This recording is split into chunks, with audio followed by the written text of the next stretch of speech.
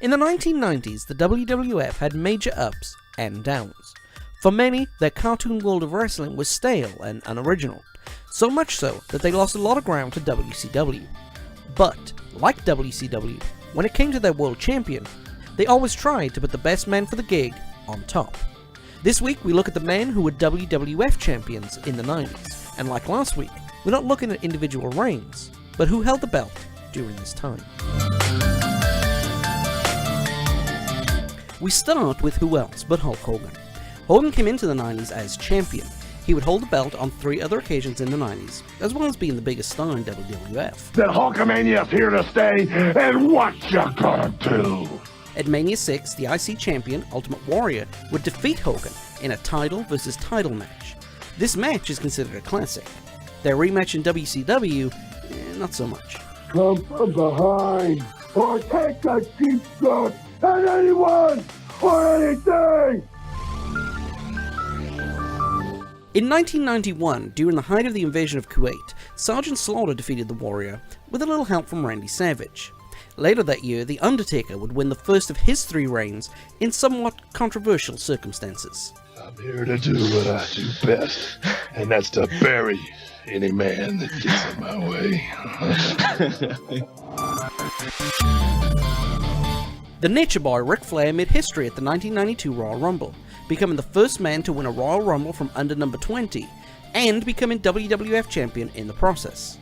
He is also the first man to win both the WWF and WCW championships. With a tear in my eye, this is the greatest moment in my life.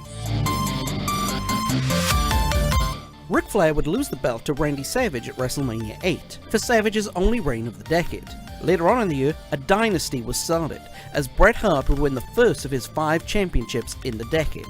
The excellence of execution is on top, and I'm planning on staying there, so bring every single thing you got. Hart would lose the title to Yokozuna at WrestleMania 9, who in turn would have 2 reigns as champion, interrupted by a Hulk Hogan power play. WWF Heavyweight Champion, Yokozuna.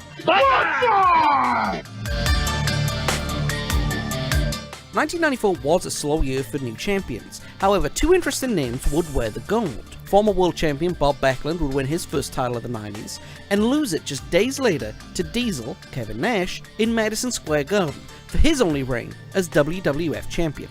Professor Diesel has just graded your paper and has given you an F, and Bob, he's kicked you out of school. We would have to wait until 1996 for a new hand to touch the gold, as Shawn Michaels would win the first of his 3 championships in the very first Iron Man match. However, he would lose the belt to Sid later in the year for the first of Sid's 2 reigns. Okay, Sarge, we'll start showing you some respect. Suck it! Again, we would wait 2 years for a new champion, but in 1998, Steve Austin would win the first of his 4 90s World Championships. 2 of them sandwiched in between Kane's one and only championship win. Talk about your Psalms, talk about John 3:16. Austin 3:16 says I just whipped your ass.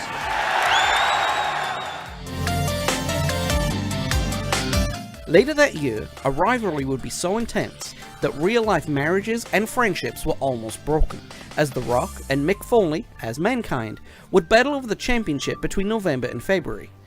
Both The Rock and Foley would walk away with 3 90s reigns. And The Rock damn sure plans on laying the smackdown on your candy ass.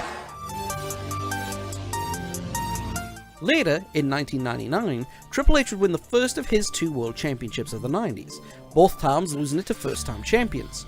The first was WWF owner Vince McMahon, and finally, to round out the decade and the century, The Big Show became the 4th man to hold the WCW and WWF championships in the process. You guys talk about being students of the game. I am the game, JR. Overall, 18 men held the WWF Championship in 40 reigns in the decade. Now, while WCW had fewer champions and reigns, WWF had awesome star power as well. So, to sum up, if you were a champion in WWF or WCW, you were considered the elite of your profession.